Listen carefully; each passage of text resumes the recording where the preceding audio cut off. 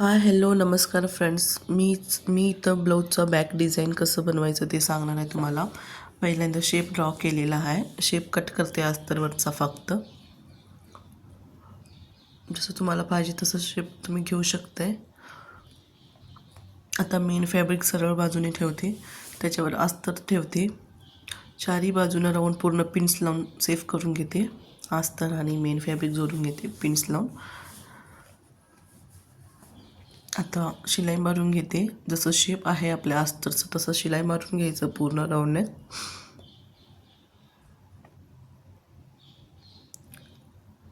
डिझाईनला corners असले तर थोडी व्यवस्थित शिलाई मारून घ्या.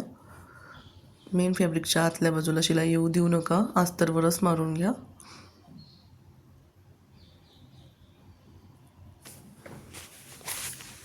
इथं पूर्ण डिझाईन मी शिलाई मारून घेते.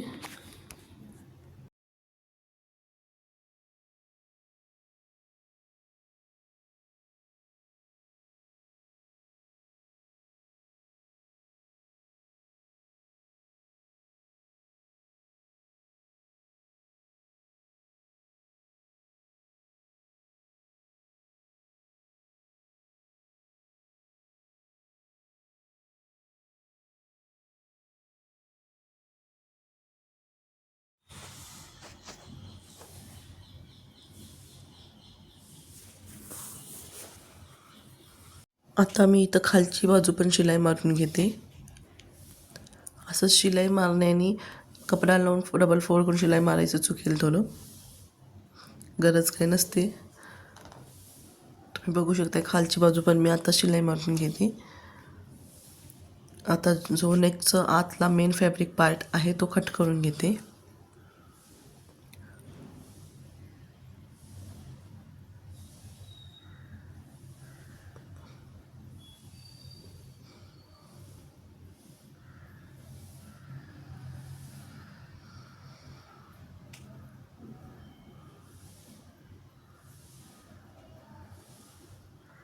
आता ब्लाऊज सरळ करून घेते.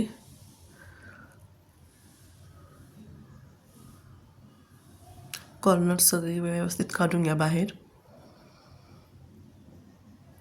दाब शिलाई मारून घेते कॉर्नर्स वगैरे काढून सगळे व्यवस्थित.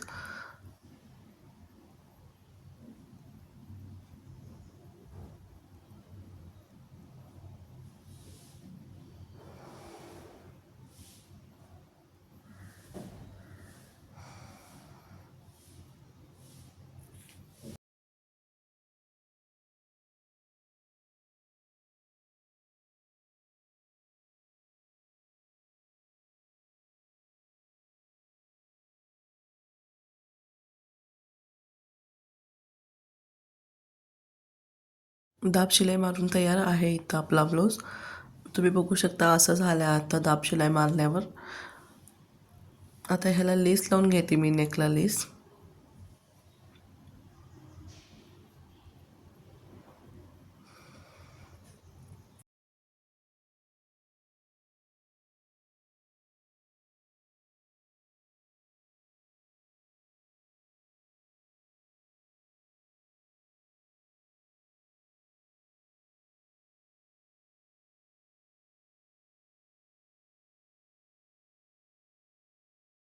इथं लेस लावते मी छोटंसं, जसं साडीचा कलर आहे तसं.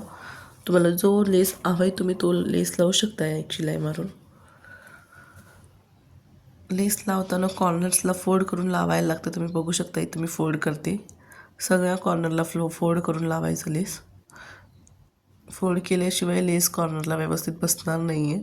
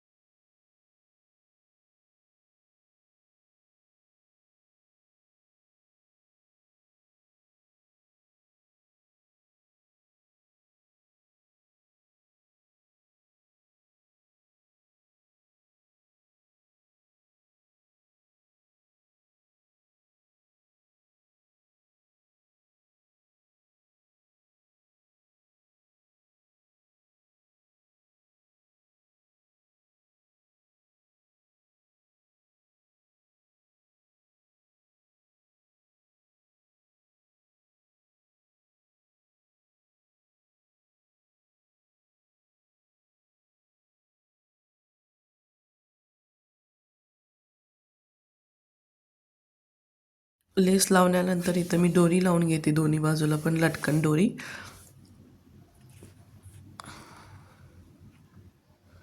लटकन दोरी लावून झालेली आहे. आता ब्लाऊजला दोन्ही बाजूला टक्स लावून घेते.